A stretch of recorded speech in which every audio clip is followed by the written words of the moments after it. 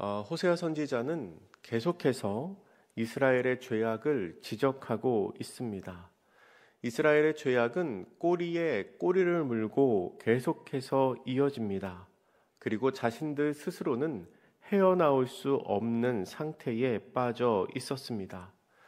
죄는 시간이 쌓이고 횟수가 반복될수록 점점 더 깊어지는 성향이 있습니다. 마약과 같은 중독에 빠지면 점점 더 강한 자극을 찾게 된다고 하지요. 음란이나 향락, 도박도 마찬가지입니다.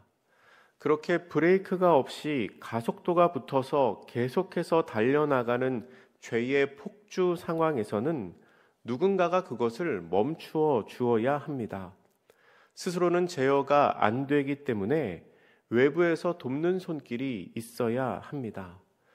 그런데 이스라엘은 그런 죄악을 멈출 생각도 없었고 자신들을 돕는 손길도 거절하고 있습니다. 오늘 본문 호세아 7장 1절 말씀을 우리 함께 읽겠습니다. 시작. 내가 이스라엘을 치료하려 할 때에 에브라임의 죄와 사마리아의 악이 드러났도다. 그들은 거짓을 행하며 안으로 들어가 도둑질하고 밖으로 떼지어 노략질하며. 아멘. 하나님께서는 이스라엘을 치료하려고 하십니다. 그들을 고쳐주려고 하십니다. 그런데 그때 이스라엘의 죄와 악이 드러납니다. 그리고 그렇게 드러난 죄와 악이 너무나 커서 수습하기가 힘들 지경입니다. 그들은 거짓을 행하고 안에서는 도둑질을 하고 밖에서는 노략질을 하고 있습니다. 굳이 비유를 하자면 진찰을 해보니까 이게 약으로 고칠 수 있는 상황이 아니라 수술을 해야 하는 상황인 것입니다. 고쳐주려고 보았는데 어디에서부터 손을 대야 할지를 모르겠고, 그리고 이 환자가 고침을 받을 의도도 없습니다. 이스라엘은 전혀 하나님을 인식하지 않고 살아가고 있습니다. 하나님께서 그들의 죄를 기억하고 계시다는 사실조차 망각하고 있습니다. 본문 2절은 이렇게 기록합니다. 내가 모든 악을 기억하였음을 그들이 마음에 생각하지 아니하거니와 이제 그들의 행위가 그들을 애워싸고 내 얼굴 앞에 있도다. 아멘. 이스라엘은 하나님의 시선, 그러니까 하나님께서 우리들을 보고 계시다는 그 사실을 무시하고 있습니다. 그래서 서슴없이 하나님 앞에서 죄악을 행하고 있습니다. 하나님 앞에서, 내 얼굴 앞에서, 하나님 면전에서 아주 그냥 자연스럽게 죄를 짓고 있는 겁니다. 이 2절 말씀에서 드러나는 것처럼 이스라엘의 멸망은 하나님께서 이스라엘을 외면하셨기 때문에 일어난 일이 아니었습니다. 하나님은 이스라엘을 보고 계셨습니다. 하나님은 이스라엘을 고쳐주려고 하셨습니다. 그런데 이스라엘이 외면합니다. 하나님께서는 이스라엘을 치료하시려고 하지만 정작 이스라엘은 악한 행위를 버릴 생각이 없습니다. 정작 이스라엘은, 이 환자는 고침을 받을 마음이 없었습니다. 이어지는 3절부터 7절까지의 말씀에서 이 호세아 선지자는 이스라엘의 죄악 중에 왕과 지도자들이 저지른 정치적인 죄에 대하여 말합니다. 지도자들은 자신들의 욕심을 따라서 끊임없이 반역과 모반을 일으킵니다. 본문 7절을 같이 읽겠습니다. 시작. 그들이 다 화덕같이 뜨거워져서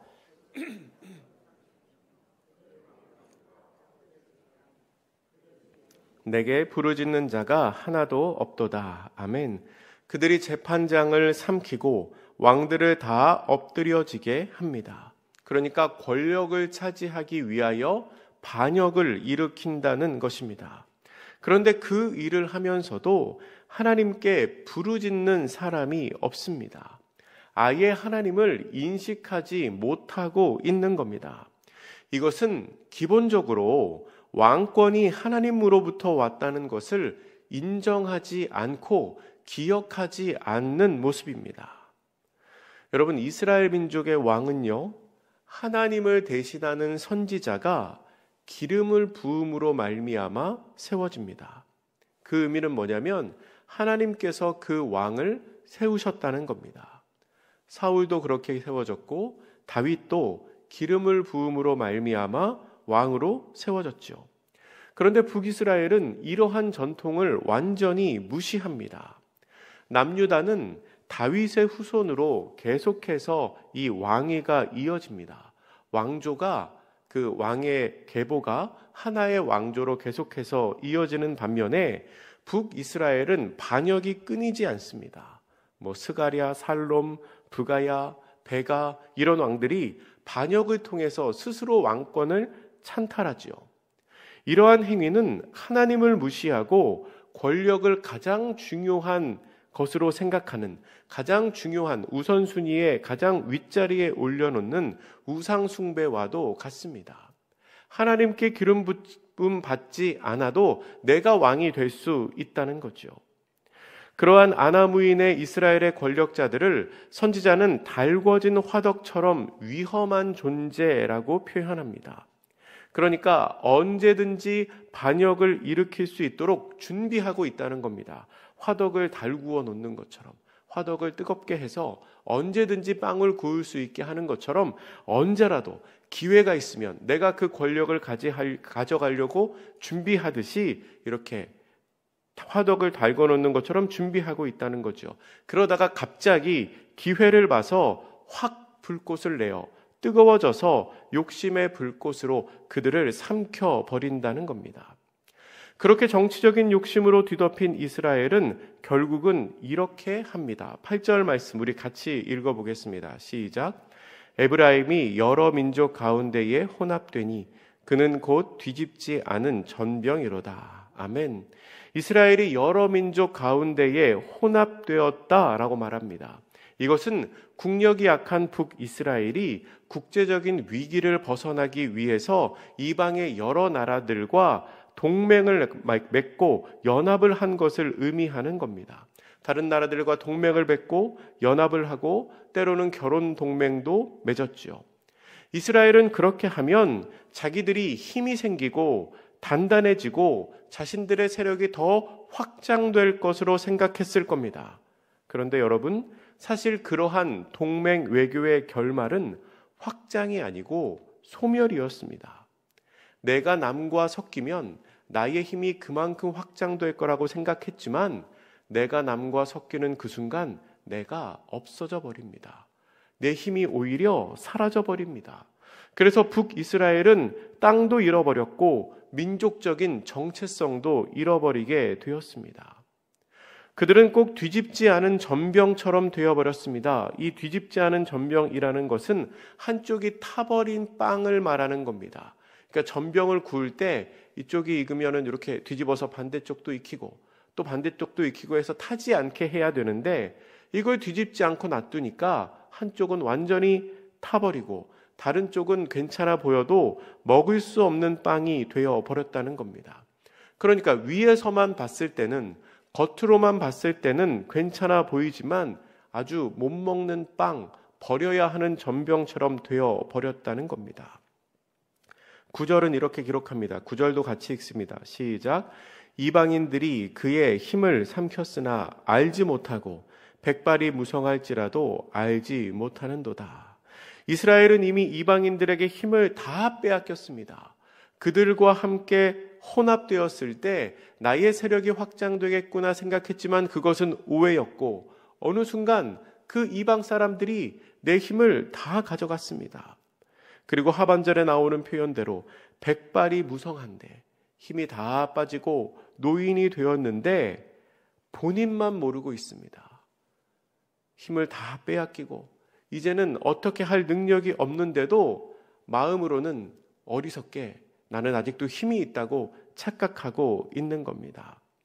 그럼에도 불구하고 얼마나 교만한지 10절 말씀에 보면 이 모든 일을 당하여도 하나님 여호와께 돌아오지 않고 구하지도 않습니다.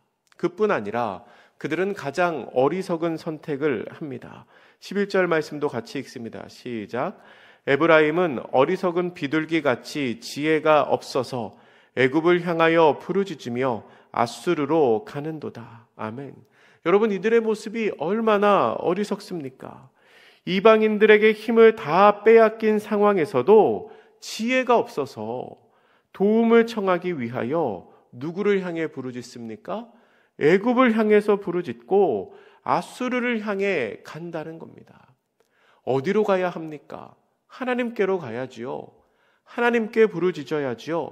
그런데 지혜가 없어서 하나님이 아니고 자신들을 괴롭히고 자신들의 힘을 빼앗는 애국과 앗수르에게 손을 내민다는 겁니다. 하나님께서는 죄의 굴레를 벗어나지 못하는 그들을 심판하십니다.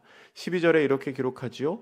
그들이 갈 때에 내가 나의 그물을 그 위에 쳐서 공중의 새처럼 떨어뜨리고 전에 그 회중에 들려준 대로 그들을 징계하리라. 어리석은 비둘기와 같이 죄악을 향해 날아가는 그들을 그물을 쳐서 떨어뜨려 버립니다. 그리고 그들을 징계하십니다. 결국 이스라엘에게 남은 것은 화입니다. 화. 13절 말씀도 우리 같이 읽겠습니다. 시작. 화 있을진저 그들이 나를 떠나 그릇 갔음이니라. 패망할진저 그들이 내게 범죄하였음이니라. 내가 그들을 건져주려 하나 그들이 나를 거슬러 거짓을 말하고. 아멘. 이스라엘은 하나님을 떠나서 그릇 같다, 잘못된 길로 갔습니다. 그래서 망할 수밖에 없습니다. 하나님께서 그들을 건져주려고 하셨지만 이스라엘은 계속해서 범죄하고 이스라엘은 계속해서 거짓을 말할 뿐입니다. 15절에는 이런 표현도 나옵니다. 내가 그들 팔을 연습시켜 힘있게 하였으나 그들은 내게 대하여 악을 꾀하는도다. 아멘. 하나님께서는 그들을 힘있게 하기를 원하셨지만 이스라엘은 계속해서 악한 생각만 한다는 것입니다. 이스라엘의 역사를 보았을 때 하나님께서는 위기의 순간에 늘 이스라엘을 도우셨습니다. 그렇게 늘 이스라엘을 도우시는 하나님, 우리를 도우시는 하나님을 경험을 하면 이 믿음과 생각의 근육이 생겨서 어려움이 생겼을 때 하나님을 기억하는 게 당연합니다. 여러분, 믿음이 어떻게 성장하는 줄 아십니까? 경험을 통해서 성장합니다. 어떤 경험일까요? 하나님을 만나는 경험, 하나님이 나를 도와주시는 경험, 나의 기도가 응답되는 경험을 통해서 우리의 믿음이 점점 성장합니다. 어려움의 순간에 하나님이 도와주신 것을 경험한 사람은 비슷한 어려움이 생겼을 때, 그때 하나님이 나를 이렇게 도와주셨으니 이 상황에서도 하나님이 나를 도와주시겠구나 하는 믿음이 생긴다는 겁니다. 그게 믿음의 근육입니다. 그런데 하나님께서는 계속해서 이스라엘을 훈련시키셨습니다. 광야에서도 지키시고 정복전쟁에서도 이기게 하셨습니다. 그러면 그 어려움을 극복하게 한 훈련으로 또 다른 고난이 생겼을 때 나를 생각해야 하는데, 하나님을 떠올려야 하는데, 이 이스라엘 민족은 계속해서 악을 꾀하고 있다는 겁니다. 믿음의 근육이 생겼으면 어려움이 생길 때 하나님을 바라보는 게 당연한데 오히려 악을 꾀하고 있습니다. 그들이 돌아가려고 하는 곳은 하나님이 아니고 엉뚱한 방향입니다. 16절 말씀도 우리 마지막으로 같이 읽겠습니다. 시작. 그들은 돌아오나 높으신 자에게로 돌아오지 아니하니 속이는 활과 같으며 그들의 지도자들은 그 혀에 거친 말로 말미암아 칼에 엎드려지니 이것이 애굽 땅에서 조롱거리가 되리라. 아멘.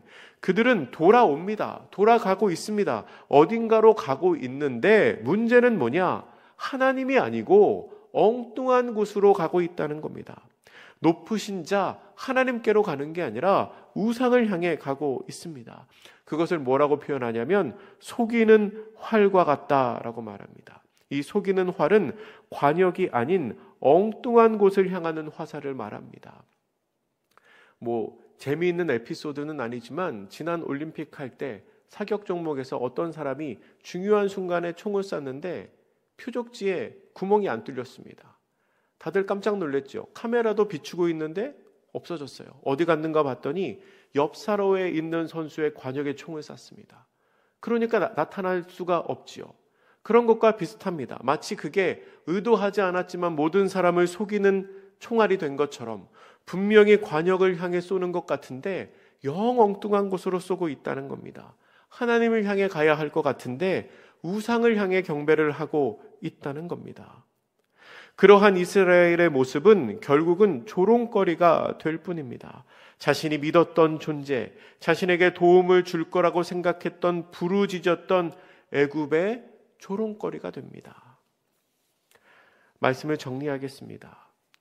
여러분, 성경에서 가난하고 불쌍한 사람을 지칭하는 관용적인 표현이 있습니다. 바로 고아와 과부입니다. 많이 들어보셨죠? 그러면 고아와 과부가 왜 불쌍할까요? 그들은 보호자가 없기 때문에 그렇습니다. 당시의 여성과 어린이는 성인 남성과 같은 권리를 가질 수가 없었습니다. 따라서 성인 남성 보호자가 없는 사람은 아무런 사회생활도 할 수가 없었고요. 모든 권리에서 배제된 채 살아갈 수밖에 없었습니다. 정말로 불쌍한 존재이지요. 그런데 오늘 본문의 이스라엘은 계속해서 자기 스스로를 고아로 만들고 있습니다. 자기 스스로를 고아로 자기가 내몰고 있습니다. 분명히 보호자가 있고요. 그 보호자가 자신들을 돌봐줄 의지가 있음에도 불구하고 계속해서 거절합니다. 그리고 자신을 보호해 주는 것이 아니라 자신들을 이용해 먹으려고 하는 존재들에게로 나아갑니다. 정말로 어리석고 정말로 불쌍한 모습입니다. 도움의 손길을 거절하고 계속해서 죄의 길에 빠져드는 사람에게는 그 미래가 결코 좋을 수가 없습니다. 예수님께서는 잡히시기 전날 밤 제자들에게 내가 너희를 고아와 같이 버려두지 않겠다라고 말씀하십니다. 이제 나는 십자가를 지러 떠나가지만 너희들을 도와줄 보호자가 곧 올 거라고 말씀을 하십니다. 그게 누구시지요? 보혜사 성령님이십니다. 내가 가면 보혜사 성령님이 오셔서 너희와 함께 하면서 너희를 도울 거라고 말씀을 하셨습니다. 여러분, 우리는 고아가 아닙니다. 성령 하나님이 우리와 함께 하시기 때문입니다. 그 성령 하나님이 우리를 고치시고 우리를 위로하시고 우리를 도우시고 우리를 회복시키시고 또한 우리의 스승이 되어 주십니다. 성령님은 그럴 능력이 있으시고요. 성령님은 그런 마음이 있으십니다. 오늘 본문 1절에 나오는 것처럼 하나님께서 이스라엘을 치료하려고 하셨던 것처럼 성령 하나님께서는 우리를 고쳐주고 싶어 하십니다. 능력이 있으시고 마음이 있으십니다. 문제는 내가 그 성령님의 손길을 거절하지 않는 것입니다.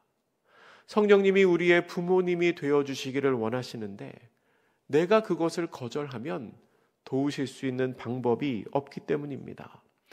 우리가 어리석은 이스라엘과 같지 않기를 바랍니다. 성령님의 치료와 성령님의 위로와 도우심을 거절하지 마시기 바랍니다.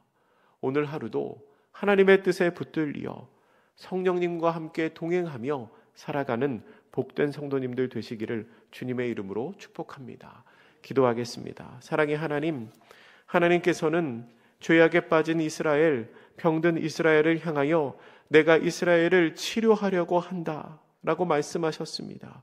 그러나 악한 이스라엘은 하나님의 손길을 거절하고 계속해서 속이는 활과 같이 우상을 향해 달려나가는 모습을 우리가 봅니다. 주님, 우리는 그러지 않기를 원합니다. 우리와 함께 하시며 우리를 도우시고 위로하시고 새롭게 하시는 성령님의 손에 붙들려 오늘 하루도 주님과 동행하는 삶을 살아가게 하옵소서. 감사드리며 예수님의 이름으로 기도드립니다. 아멘.